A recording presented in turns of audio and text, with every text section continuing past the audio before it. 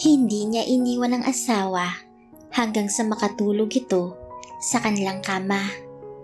Lubos nitong dinibdib ang mga ibinatong aligasyon ng mga nagsulputang reporters sa gusali ng AGC. Ang dapat sana'y masayang lunch date nilang dalawa ay noon siya Wala itong imik nang dumating sila sa mansyon at kahit ilang beses niyang tinanong upang kumain ay nagpakatanggi-tanggi ito. Ayaw nito kumain at iyon ang ikinababahala niya. Bumaba siya sa kusina upang kumuha ng makakain ni Celine. Dadalhin niya na lamang sa silid nila. Kailangan niyang mapilit na kumain ito. Dala ang isang tray ay bumalik na siya sa itaas, ngunit sa hagdanan pa lang ay bigla siyang natigilan. Isang pamilyar na imahe ang nakita niya sa refleksyon ng salamin.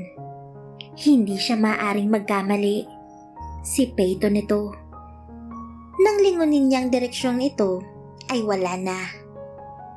"Tina, pakihawak nga nito," ani niya.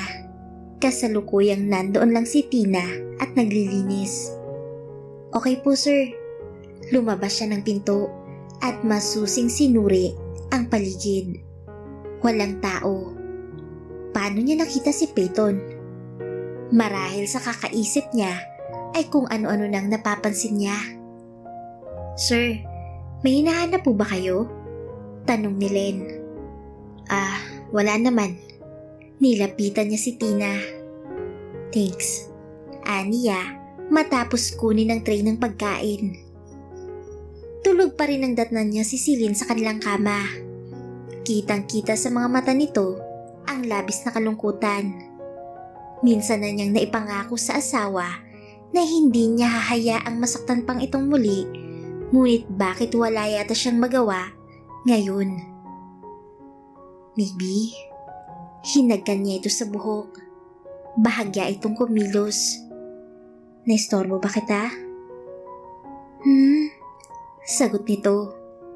"Please, kumain ka na. I know you're hungry. Please." Tumango ito kahit nakapikit pang mga mata.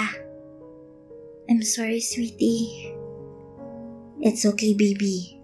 Sa ngayon, please, kumain ka muna, okay?" Muli itong tumango. Inalalayan muna niya itong bumangon, saka maingat na inilapag ang tray sa harapan nito. "Baby, nandito lang ako. Huwag mong sarilinin kung ano man ang iniisip mo." Hinagkan niya ito sa kamay ng paulit-ulit. "I'm sorry, sweetie." "No, don't say sorry. Please, wala kang ginawang hindi tama, okay? We'll work this out together. But please, huwag mo pabayaan ang sarili mo, ha?" Tumango ito.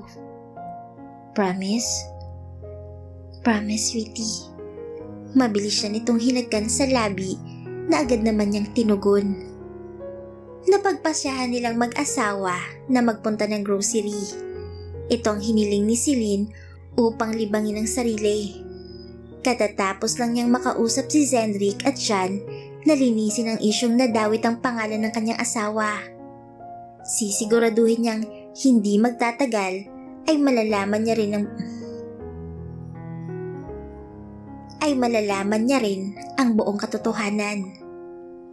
Mukha namang nawiwili si Celine.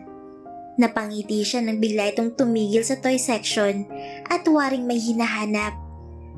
Nang makalapit siya, ay inabot nito ang maliit na teddy bear. "What is this for? Is this for me?" tanong niya. Pwede rin." Ngumiti ito. "Pwede rin? You mean may iba pang choices?" "Yes, sa magiging baby natin." Tugon nito, saka ibinaling muli ang atensyon sa iba pang stuffed toys na nandoon. It brings him so much joy. Hindi pa man sila nabibiyayaan ng supling, ay alam niyang magiging isang mabuti itong ina. She's selfless. Ang natural nitong kilos ay lalong nakadaragdag sa kanya ng atraksyon para dito.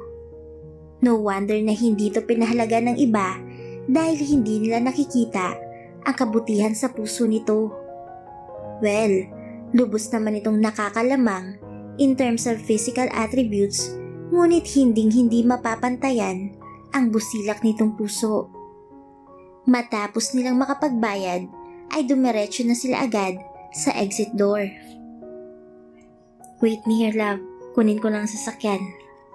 Okay, love. Sagot nito. Pinagmasdan pa niya ito ng mabuti bago tuluyang lumakad. Her smile's priceless. Sumipol-sipol pa siya bago makarating kung saan nakapark ang dalang sasakyan. Agad niyang pinindot ang call button nang tumunog ang kanyang mobile phone. Steven? Sir Jackson, namataan namin si Peyton malapit sa isang mall. Totoong buhay siya. Sagot ng nasa kabilang linya. Anong mall? Bumangon ang kaba sa kanyang dibdib. Trinity Mall. Mas makabubuti na wag muna umalis ng mansyon si Miss Celine. Steven, please send me a backup. Nasa Trinity kami. Yes, sir. Kulang na lang ay tawagin niya mga kampo ni Satanas sa bilis ng pagmaniobra niya ng sasakyan. Isang bagay lang malinaw sa oras na yun. Her wife is in danger. Peyton, pagbabayaran mo kapag may nangyaring masama sa asawa ko. Malayo pa lang ay tanaw na niyang kumpulan ng mga tao. Nakita niyang pushcart na kanina ay hawak ni Celine. Pero nasaan ito? Bumaba siya ng sasakyan at lumapit doon. Hindi makausad ang sasakyan dahil sa mga taong nakapalibot sa daan. Mabibilis na hakbang ginawa niya. Parang may magnet na nangahatak sa kanya papalapit doon. Excuse me, nakita niyo ba kung saan nagpuntang may hawak nitong pushcart? Tanong niya. Kayo po bang kasama niya? Anang isang babae na nasa 40s. Yes po, agad niyang sagot. Siya po bang tinutukoy niyo? Sinunod ng kanyang paningin ang itinuro ng babae. Si Celine, nakahandusay sa kalsada. Nag-akyata ng mga dugo niya sa ulo kasabay ng mabilis niyang pagtakbo upang mahawakan ng asawa. Celine, baby, what happened? Tanong niya, ngunit nakapikit ito. Mister, tumawag na kami ng ambulansya. Kailangan siyang madalagan sa ospital. Sabad ng isang lalaki na kasama ng unang babae na nakausap niya. Sinuri niya kabuuan ng asawa. Nakahinga siya ng maluwag nang makita na wala namang sugat maliban sa kaunting gasgas sa bandang noon nito. Mister, dinudugo ang asawa ninyo. Sigaw ng isa pang babae. Namilog ang mga mata niya nang makapang basa ang bandang likuran ni Celine. Halos lumuwa ng mga ito nang makitang kanyang kamay na may likidong kulay pula. Please help na madalang asawa ko sa sasakyan. Hindi ko na mahintay ang ambulansya. Kailangan ko nang dalhin ng asawa ko sa ospital. Oo, mister. Salamat po. Ani niya. Maingat niyang ikinabit ang seatbelt ng katabi niyang upuan. Maingat niyang ikinabit ang seatbelt ng katabi niyang upuan. Zendrik, papunta ako ng ospital ngayon. Walang malay si Celine ngunit dinudugo siya. Please, call Steven to fetch my stuff sa exit door. Thank you. Please hold on, baby. Sabi niya sa kanyang asawa na tila natutulog lamang. Sinisisi niyang sarili. Kung hindi siya nagpabaya, ay hindi sana nangyari kay Celine ang isang hindi inaasahang pangyayari. Dinudugo ang asawa ko. Naguhumiyaw ang isip niya sa matinding takot at kaba. Habang nagmamaneho, ay maya't maya niyang sinusulyapan ang walang malay na asawa. Muli siyang napamura. Lahat ng ipinangako niya sa babaeng pinakamamahal ay hindi niya natupad. Halos pukpukin niya ang manibela sa sama ng loob. Patuloy na dinudugo si Celine at hindi niya makayanang makita iyon. Please hold on, my love. Akma niyang aabutin ang kamay nito nang biglang tumunog ang kanyang mobile phone. Pinindot niyang speaker at inilapag ito. "Hello, Zendrik?" Sagot niya. "Jackson, nasan ka na banda?" Tanong ng kanyang kaibigan. "Kalsada pa." Tipid niyang sagot. "I mean, saan kalsada yan? Malapit ka na ba sa ospital?" Muling tanong ni Zendrik. "I guess." Ani niya. "Jackson, please, huwag kang mag-drive ng mabilis. How can you say that to me, Zendrik? My wife is bleeding. Ugat kung kailangan kong liparin papuntang ospital, ay gagawin ko para lamang mailigtas siya." Pagalit niyang sabi. "I know, Jackson, but please hear me out." Ani nito. "Calm down, my friend." Ngunit tila wala siyang narinig. Natatanaw na niya ang gusali ng ospital. "Kaunting paghihintay na lang, my wife. The doctor will treat you, so don't worry." Sabi niya sa natutulog na asawa. "Jackson," tawag sa kanya ni Zendrik. Nasa linya pa ito. "Susunod ako dyan." "Thanks, Zendrik. Malapit na kami." Ani niya. Ang buong atensyon ay ang makarating agad sa ospital upang malapatan ng lunas si Celine. Naramdaman niyang butil-butil na pawis sa kanyang noo kahit pa nakabukas ang aircon ng kanyang sasakyan. Sinulipan niya ang asawa at nanlaki ang mga mata niya sa patuloy na pagdurugo nito. Hindi siya takot na makakita ng ganoon, subalit sa ganoong sitwasyon ay tila mawawalan siya ng ulirat.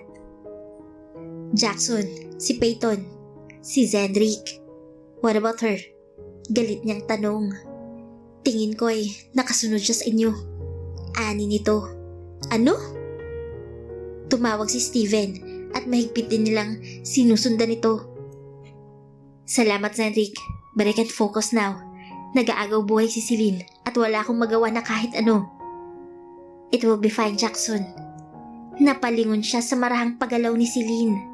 Dahil sa bilis ng kanyang pagmamaneho, ay tila napadaos-dos ito ng upo at doon niya mas lalong nakita ang naglalawang mga dugo sa upuan. Pilit niyang inaabot ang kamay nito upang maiayos ito. Nasa gitna pa rin sila ng kalsada at ang isang kamay niya lang ang may hawak ng manibela. Hindi pa siya nakontento kaya saglit niyang binitawan iyon upang mabilis na maiangat ang asawa. "Please hold on, baby." Ani niya at matamang pinagmasdan ang maganda nitong mukha. "Hindi kita iiwan. Nandito lang ako." Ngumiti siya. "Jackson," tawag muli ni Zendrik sa kanya.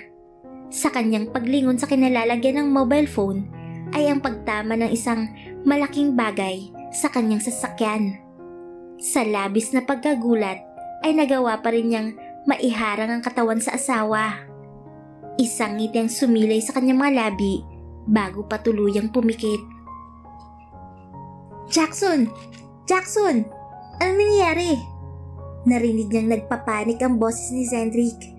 Pagkatapos nun ay tuluyan ang nagdilim ang kanyang paningin. "Jackson! Jackson!" Naririnig niyang tinig ni Zendrik. Ito ang kausap niya kanina nang nasa sasakyan pa siya kasama si Celine. Wait, saan nga ba kami papunta? Si Celine na dinudugo ang nakita niya sa kanyang balintataw. Nasa panganib ang asawa ko. Pilit niyang iminumulat ang mga mata kasabay ng liwanag na tumatama diretso sa kanya. May dalawang kamay na humahawak sa kanyang balikat. "Nasaan ako?" "Nasa ospital ka, Jackson." Si Zendrik ang nakita niya. Nakakunot ang noo nito na halos magdugdong ang dalawang kilay ng kaibigan. "Huwag ka muna magsalita, bro. Pilitin mo lang na huwag matulog." Nag-hysterical ang boses nito. Maya-maya rin ay nandito na sina tita tito. Don't worry too much." "Where is my wife?" Tanong niya sa nahihirapang boses. "Jackson, she's just..." Natigilan ito. "Kailangan mo nang maoperahan agad, bro. Please be strong. Fight for your life." Utos na sabi nito. "Please, take care of my wife, Zendrik." Ani niya. Nakita niyang parang maiiyak na ang itsura nito. Gusto niyang matawa. Bihira niya kasing makita na ganoon ang kaibigan. Sa bawat misyon na nakasama niya ito, ay tila itong nagbibigay tuwa sa araw niya. Isang mapagkakatiwala ang kaibigan na parang magkapatid ang naging turingan nila sa isa't isa.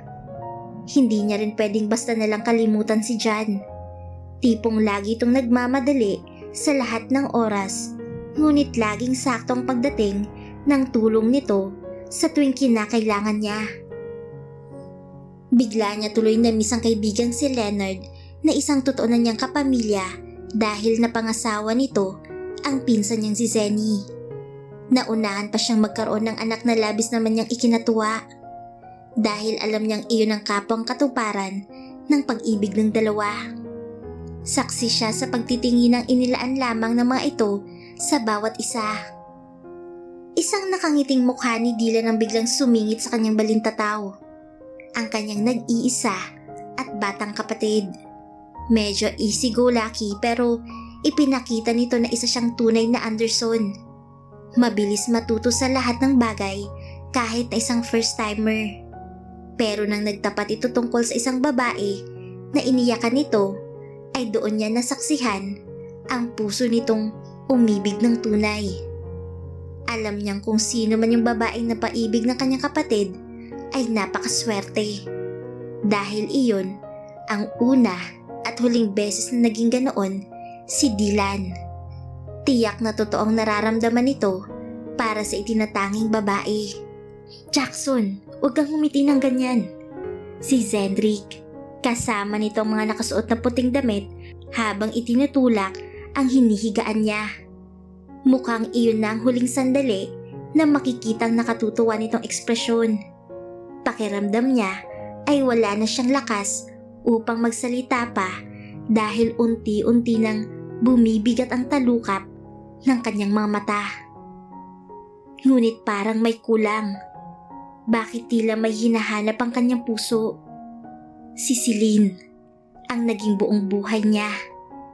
Gumapang muli ang galit sa kanyang puso. Ang galit sa mga taong pilit na sinisira ang kanilang relasyon. Pero bakit ang pinakamamahal pa niya?